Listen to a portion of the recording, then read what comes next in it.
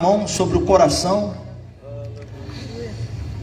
Senhor nosso Deus e nosso Pai, em nome do Senhor Jesus Cristo, eu te agradeço, ó Pai, de estar aqui nesse momento, meu Deus, nesse lugar que já se tornou consagrado, ó Deus. Cada um aqui, meu Deus, que saiu dos seus lares para ouvir a palavra do Senhor, meu Deus. E também pessoas, meu Deus, que estão a passar lá pela rua. Que o Senhor venha tocar no coração, meu Deus, trazendo a cura. Que aqueles que estiverem enfermos, meu Deus, sejam curados nessa noite.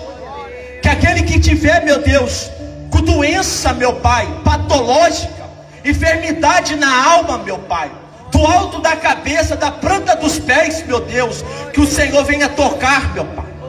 Que eles possam, meu Pai, sentir, testificar nessa noite que o Senhor está a operar nessa noite. Toca na alma, meu Pai, toca no espírito dessa pessoa, meu Deus. Que cada rosto que aqui está represente uma família, assim como aquela mãe, meu Deus, que foi a interceder pelaquela filha, clamando, insistindo, meu Pai. O Senhor expulsou o espírito maligno que estava sobre a sua filha.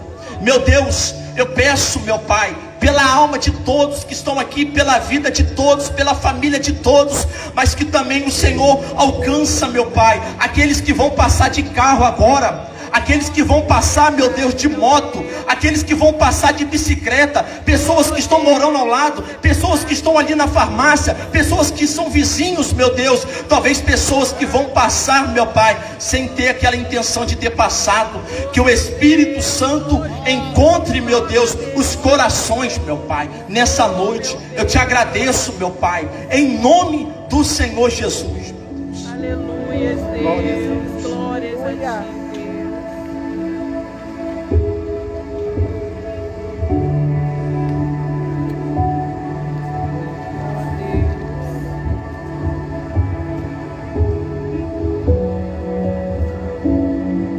Assim como o tema dessa noite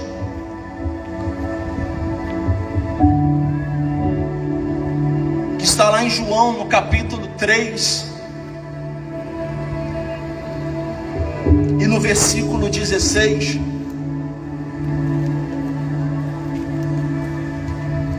porque Deus amou o mundo de uma tal maneira que enviou o teu Filho unigênito, para que todos que nele crer não pereçam, mas tenha a vida eterna. E sabemos, meu Pai, meus irmãos, que o Senhor Jesus, quando Ele diz essa palavra, a Bíblia vai falar que numa noite, talvez numa noite como essa, um homem chamado Nicodemos, era mestre. Ele foi até o Senhor Jesus Cristo. Ele tinha a sua religião, ele tinha o seu conhecimento, mas ele sabia que tinha algo dentro dele que havia faltando. Talvez há pessoas aqui nessa noite que mesmo buscando ao Senhor, que mesmo estando na casa do Senhor, talvez pessoas que estão desviadas, que um dia já esteve na casa do Senhor, também vêm em busca de algo que possa te completar. A Bíblia diz que ele vai até o Senhor Jesus e diz: mestre. Ele reverencia a Jesus. E nós sabemos que Jesus, ele não era aquele rabínico formal como os demais, que tinha os ensinos. Então isso chamava a atenção de todos que olhavam para Jesus. Como pode tão sabedoria? Como pode esse homem que nós viemos crescer até então Mas ele sabia que aquele homem vinha da parte de Deus. Mas nós entendemos que o que fazia a diferença no Senhor, que o que fazia Jesus sobressair, não era até então o conhecimento humano, mas era o que estava nele. Eu creio que nessa noite há pessoas aqui que, independente da dificuldade, independente da luta, independente da adversidade, tem também. Eu estou falando do Espírito Santo, irmão. O Espírito Santo na sua vida, ele faz a diferença, ele muda a sua história. Ninguém conseguia entender o que ele tinha de diferente dos demais, mas eu digo, era o Espírito da verdade, o Espírito da salvação. Talvez dentro do seu coração é tanta angústia, talvez dentro do seu coração é tanta tristeza, mas se você abrir o coração agora, nessa noite, se você se arrepender dos seus pecados nessa noite e deixar que o Espírito Santo ele entre, a Bíblia diz em Apocalipse no capítulo 3, eis que eu bato a porta. Ele está batendo, irmãos. O Espírito Santo, ele está batendo quando o evangelismo está chegando até você. O Espírito Santo está batendo quando alguém entrega folheto a você. O Espírito Santo está batendo quando um louvor chega até você. O Espírito Santo está batendo quando uma criancinha louva, porque o Senhor Jesus disse que das criancinhas sai o perfeito louvor. A todo momento o Espírito Santo está a falar. Então abra o coração nessa noite e deixa ele entrar para mudar a sua história. Ele te tira da depressão, ele te tira da ansiedade, ele te tira do pânico, ele te tira do medo. Ele é o Espírito da verdade. Se você quer ter paz nessa noite, se você quer ter a sua vida transformada, abre o coração. A palavra do Senhor vai dizer que ele é o príncipe da paz. Mas a palavra vai falar que mesmo assim, ele tendo aquele conhecimento, Jesus vira e diz que para entrar no reino tem que nascer do Espírito. Então ele já era um homem adulto. Ele diz: como pode eu sendo adulto, como é que eu vou nascer de novo? Como é que eu vou voltar para a barriga da minha mãe? Talvez a minha mãe nem está viva. Jesus diz: aquele que é nascido da carne, esse é da carne. Mas aquele que é nascido do Espírito, esse é Espírito. Que nós possamos nessa noite olhar para dentro de nós. De fato, será que nós estamos sendo carne? Ou será que nós estamos sendo Espírito? Irmãos, Jesus segue a falar e diz: o Espírito, veja o vento. E o vento, traduzido no grego, vai entender que é Espírito. O vento sopra. Jesus falando àquele homem. E nós entendemos, nós sabemos que existe o vento por conta das folhas, por exemplo, ela balança. Aquele vento fraco, aquele vento forte. Nós sabemos que existe um vento, mas nós não conseguimos ver, mas conseguimos sentir. Jesus está falando, aquele que é nascido do Espírito é assim. Talvez a pessoa que vai olhar para você agora, ele não vê esse vento. Você está quieto agora, ela não consegue ver esse vento. Mas Jesus, ele está falando que quando você abrir a sua boca, eles vão perceber esse vento. Que quando você orar, eles vão perceber esse vento. Quando você clamar, quando você dar o seu testemunho, eles vão testificar que o que está dentro de você é o Espírito Santo, o Espírito da verdade. Porque aí você não vai ser guiado mais pela carne, você vai ser guiado agora pelo Espírito. Paulo era o perseguidor da igreja. Talvez há pessoas aqui que já criticou o pastor, talvez há pessoa aqui que já criticou a igreja, talvez há pessoas aqui que até ainda critica. Paulo era um desses perseguia, mas ele achou que estava fazendo algo bom. Mas num momento, Deus sondou a sinceridade do seu coração. E quando Paulo estava indo a caminho de Damasco, ele estava indo através da carne, através do seu achismo. Quando ele teve um encontro, naquele momento, as escamas dos olhos se caiu. Naquele momento, ele passou agora a andar pelo Espírito. Ele foi cheio do Espírito Santo. A Bíblia diz que Ananias colocou a mão sobre a sua cabeça. Ele foi batizado nas águas. Ele recebeu o Espírito Santo depois de 3 dias de jejum. A Bíblia diz que depois desse dia, quando ele começa a escrever as suas cartas, a Bíblia vai falar que em Gálatas capítulo 2, ele diz: não vivo mais eu, mas Cristo vive em mim. A vida de Paulo começou a ser transformada, assim como Jesus, ele vai transformar também a sua vida, independente da sua classe social, independente do seu estilo, independente do que, aonde você trabalha, da onde você nasceu. Jesus Cristo, ele está te escolhendo. Jesus Cristo, ele está te chamando.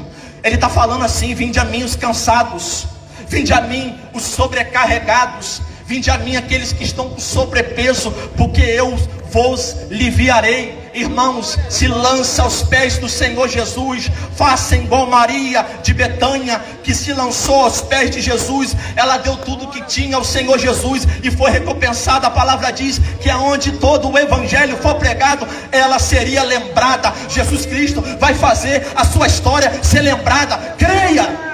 Glória a Deus. Aleluia. Senhor Jesus. Glória seja do teu nome, Senhor. E Jesus segue a dizer àquele homem: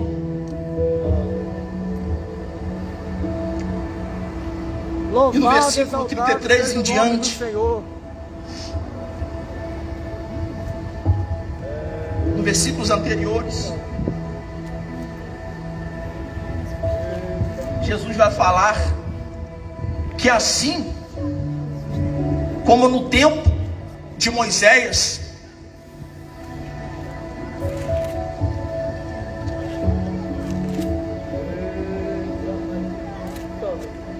assim como foi levantado a serpente no deserto, que coisa forte, eles estavam no deserto. Jesus disse: assim como foi levantado a serpente, o Filho do Homem será levantado. Olha que coisa tremenda. Eles estavam no deserto, eles estavam a murmurar, eles estavam a reclamar. Eles iam até Moisés.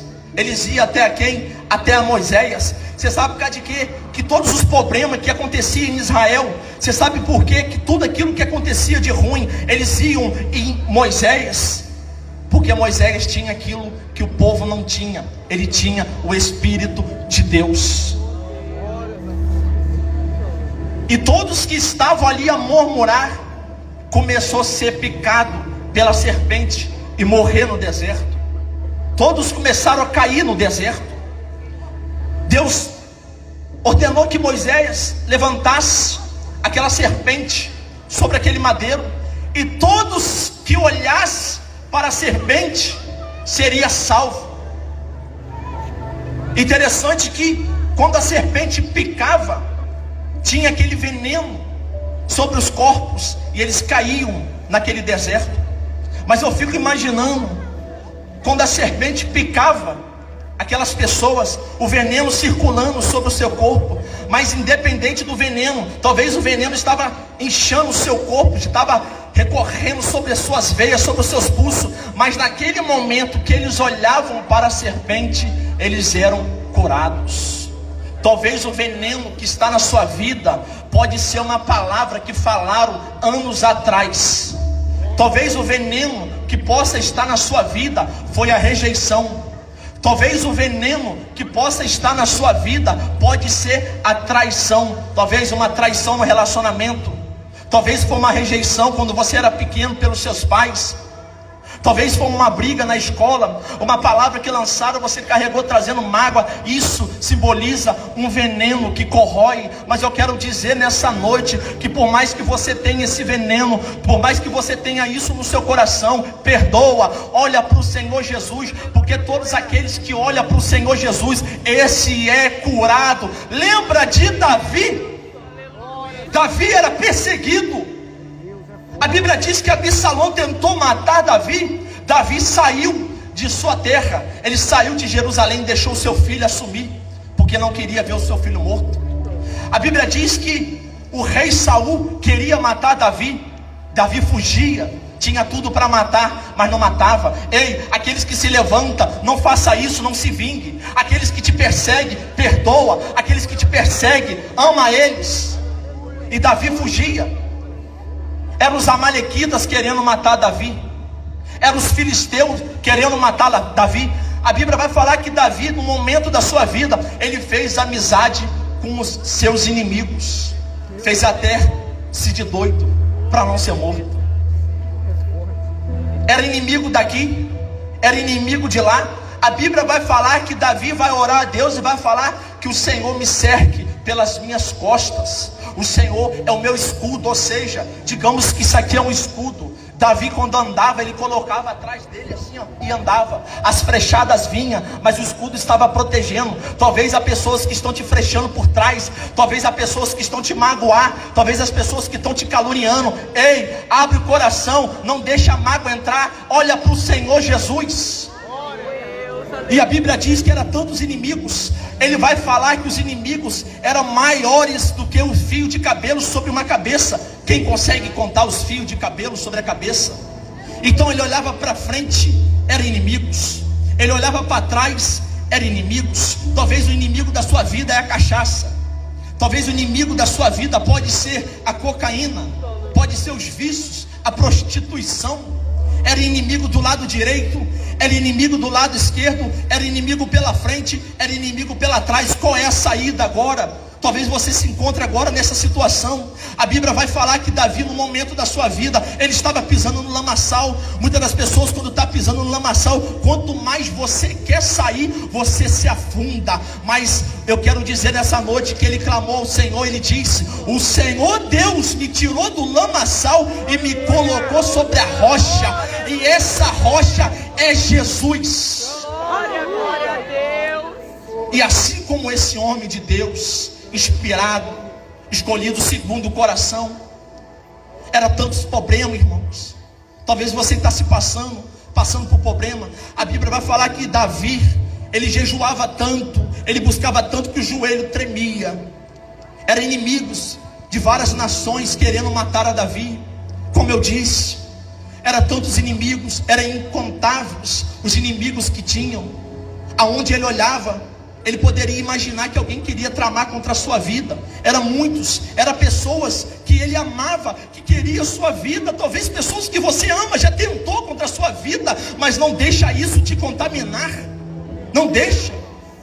Davi quando peca, Davi quando erra, ele vai orar no Salmo 51. Ó Deus, cria em mim um coração puro. Ele não queria perder a presença do Espírito. Pode perder tudo, pode passar por tudo, mas não deixa o Espírito Santo de Deus sair. O Espírito Santo vale mais do que ouro, vale mais do que cargos, vale mais do que dinheiro, vale mais do que emprego. O Espírito Santo não se compara com ninguém. Talvez você admire pessoas lá do mundo, mas eles não têm aquilo que você tem, ou aquilo que você pode ter, porque o mundo jamais conhecerá o Espírito Santo de Deus. E tantos inimigos querendo matar a Davi. Qual foi a saída de Davi? Olhando para um lado, situação. Talvez você olha para um lado, contas para pagar. Talvez você olha para o outro lado, de dívidas, doenças, problemas. Talvez sendo atacados por trabalhos de feitiçaria, não sei. Mas eram tantos inimigos. E eu vou te falar qual foi a saída de Davi. Elevo os meus olhos para os montes, elevo os meus olhos para o céu, elevo os meus olhos para Cristo, elevo os meus olhos para o alto, porque é da onde que vem o meu socorro. O meu socorro, ele vem do Senhor, que criou o céu, que criou a terra. Irmão, o problema vem, as pancadas vêm, as decepções vêm, a traição vem, mas olha para o alto, faz igual a Davi, elevo os meus olhos para o alto. Paulo vai falar em Colossenses capítulo 3, aquele que ressuscitou com Cristo, olhai para o alto, que Cristo está no alto. Cristo não está embaixo, por mais que você possa estar embaixo, Ele está com a mão estendida. Pedro estava a cair, Ele estendeu a mão para Pedro, Ele não correu, Ele não deu um pulo, Ele não deu um passo. Quando Pedro disse, socorre-me, Jesus estava lá. Jesus estava lá. E assim Ele segue a falar esse homem, assim Ele segue a dizer esse homem. Que coisa tremenda.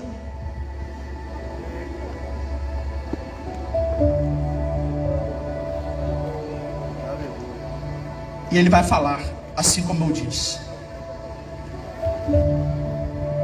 para que todo que nele crer não pereça, mas tenha vida eterna. A necessidade de crer, irmão.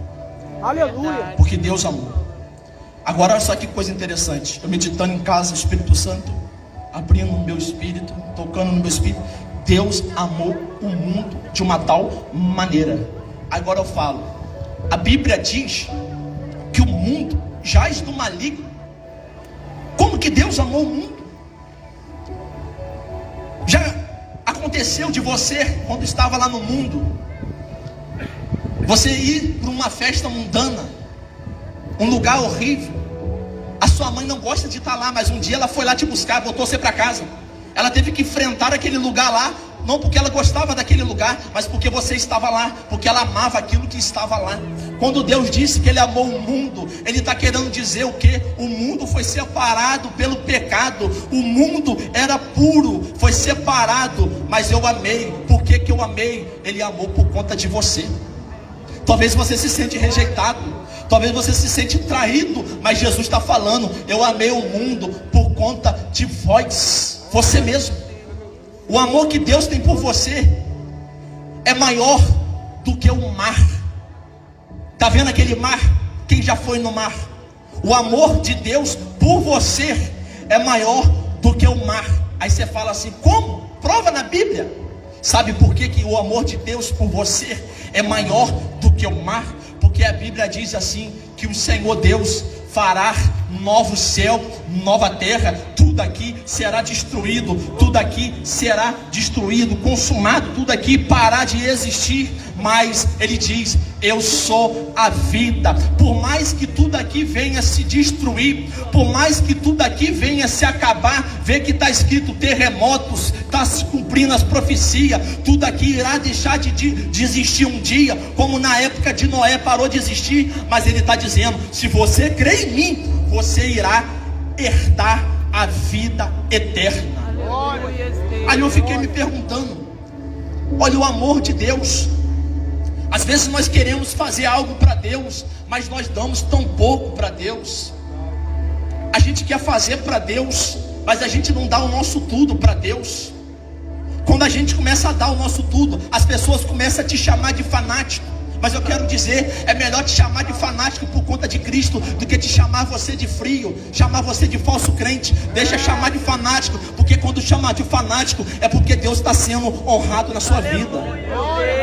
Então Deus, Ele vai dar a sua melhor oferta. O que você tem dado para Deus? Olha que coisa forte.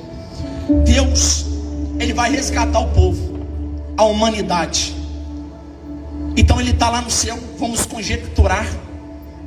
Aqui está Deus no trono. Aí Deus vai falar assim, ó, eu vou salvar o mundo. Aí Ele olha para o querubim, não é digno. Ele olha para o serafim, não é digno. Ele olha para os anciões, não é digno. Ele olha para os povos, não é digno. Ele vai e dá a sua melhor oferta. Ele deu o seu filho, o unigênito, a sua melhor oferta. Tudo que Deus podia dar, Ele deu. Agora a pergunta é: o que você tem feito por esse amor? Você tem retribuído? Ele deu o tudo dele para te salvar, para te resgatar. Ele poderia ter enviado um dos seus anjos, mas não. A Bíblia diz que Deus se fez carne e habitou no meio de nós. Ele esteve aqui no meio de nós. Ele andou no meio dos seres humanos. Ele subiu, mas ele diz: vós não ficarão só. Vós não ficarão na solidão. Por quê? Porque eu enviarei o Consolador. Mais uma vez ele está a falar é do Espírito Santo. Ei, receba o Espírito de Deus na sua vida.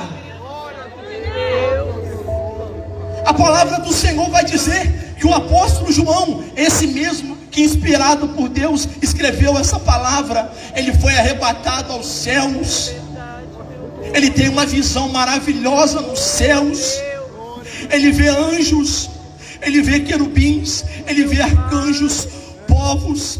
Eles estavam em volta do Senhor no trono, glorificando e gritando: Santo, Santo, Santo, Santo, Santo, Santo. No original, Kadosh, Kadosh, Kadosh, Kadosh, Kadosh. Lançaram a coroa sobre o chão para reverenciar aquele que é digno de toda a honra e de toda a glória. É o Senhor, Rei dos Reis, Senhor do Senhor. Talvez você já se prostrou para tanto problema. Talvez você já ficou de joelho para as perseguições. Mas eu quero te convidar a se prostrar para aquele que é digno de toda a glória e toda a honra. Aquele que te canulinha também vai se ajoelhar. Aquele que te persegue também vai ajoelhar. Aquele que te chama de fanático vai ajoelhar. Porque está escrito que todo joelho se dobrará, toda língua confessará que só Jesus é o Senhor. Receba essa palavra nessa noite. Aleluia. E lá estava ele arrebatado naquela visão maravilhosa nos céus, vendo seres extraordinários. A Bíblia diz, foi falado aqui, eu gosto sempre de absorver, que tem um livro. Olha que coisa interessante. Esse livro é escrito por fora e por dentro. Quando você abre a Bíblia, é a palavra de Deus. Mas às vezes a gente acaba deixando acomodar a capa da Bíblia. A gente deixa relaxado a capa. Não deveria ser assim. O livro da vida é um livro tão santo que a escritura é por fora. Quem poderá colocar a mão naquele livro? Quem poderá tocar naquele livro santíssimo? Ei, está a falar do livro da vida. Eu não sei a dificuldade que você está a enfrentar, mas o teu nome, ele pode estar lá. Ele pode estar lá. Então, aquilo ali trouxe uma tristeza ao apóstolo. Agora imagina ele naquela visão, se entristecendo naquele momento, porque não foi achado digno de abrir aquele livro. Como eu falei aqui, o anjo, arcanjos, nada disso foi digno. Como é que saberá o que está escrito naquele livro, se ao menos sabemos se ele vai ser aberto? Se ao menos sabemos o que está ali de fato escrito? Ele trouxe uma angústia no coração dele, na alma dele. Talvez você está angustiado, querendo saber o que será da minha vida. Será que ainda há uma saída? Jó perdeu tudo. Jó perdeu seus bens. Jó perdeu seus filhos. A sua esposa disse, nega. Os seus amigos acusando. Mas você sabe o que? Que que fez Jó permanecer firme, porque tudo que Jó perdeu, tudo que Jó passou, dentro dele ainda havia a esperança, junto com o Espírito, porque ele sabia: eu perdi tudo, mas eu sei que o meu Redentor vive, eu sei que o meu nome está escrito no livro da vida. Posso ter lepra, posso perder bens materiais, posso perder até família, mas eu não quero perder a salvação, eu não quero perder o teu Espírito, eu não quero perder a tua essência, eu não quero perder o caráter de Cristo, eu não quero perder. E naquele momento, angustiado, o seu coração angustiado naquele momento, desespero, o que será agora? Talvez as portas estão fechadas na sua vida, como o livro estava fechado. Talvez está tudo trancado na sua vida, como aquele livro estava fechado. E o profeta se desespera: o que será? O que será da humanidade? O que será de tudo que vai acontecer agora com a humanidade? Todo mundo no pecado, todo mundo perdido, meu Deus. E aí vem o ancião que acalma o coração do profeta: eis, não temas, ei, não se desesperas, ei, ainda há esperança, ei, eu sou contigo, ei, eu sei que o anjo não é digno, eu sei que o querubim não é digno, eu sei que o serafim não é digno, eu sei que os povos não é digno, eu sei que ninguém que habita no céu é digno, mas eu sei de um, o leão da tribo de Judá, aquele que venceu, o Espírito Santo, o príncipe da paz, Emanuel, Deus conosco, El Shaddai, o Todo-Poderoso, o grande eu sou, Rei dos reis, Senhor do Senhor. Ainda há esperança, porque Deus amou o mundo de uma tal maneira que enviou o seu Filho unigênito. Ele enviou Jesus para te salvar, Ele enviou Jesus para te resgatar, irmãos. Aleluia, Deus, louvado seja o seu nome, Jesus. Oh, meu Deus, santo, santo é o teu nome. E a palavra do Senhor vai dizer, em versículos posteriores, que o Filho do Homem, Ele não veio para condenar. Ou seja, as pessoas às vezes interpretam de uma maneira, elas olham para nós com um olhar de medo, muitas das vezes, de críticas, falando que o crente julga, que o crente aponta. Mas não é questão de julgar, irmãos, porque a palavra do Senhor está escrito na Bíblia. Se o crente, se o salvo não abrir o livro e pronunciar o que está escrito no livro, como você saberá daquilo que devemos ou não devemos a fazer? Hoje eu percebo que a maior demonstração de amor que existe é levar a palavra. Por que eu falo isso? Devemos ajudar o próximo, devemos. Mas Jesus disse, numa passagem, que Maria lançou sobre os teus pés um unguento caríssimo, e Judas naquele momento disse, por que não vendeste e deste os pobres? Jesus diz, sempre terão os pobres, mas nem todos me terão.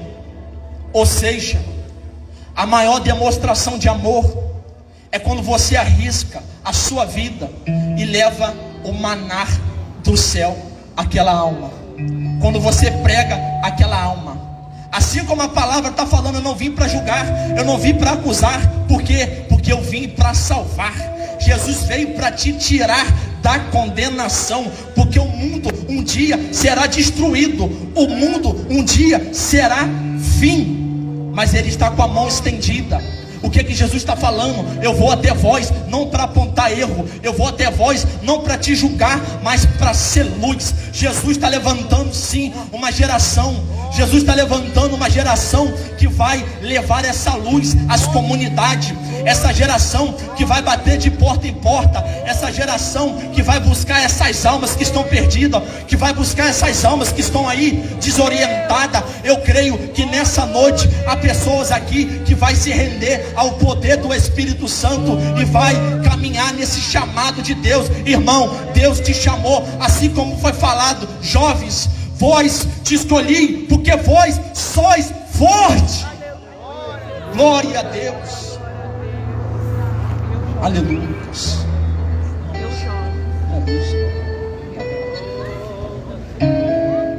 Desculpa, tá? Irmãos, quero agradecer pela oportunidade. Para mim foi uma honra, um privilégio de falar da salvação. Poderia dar um testemunho rapidinho?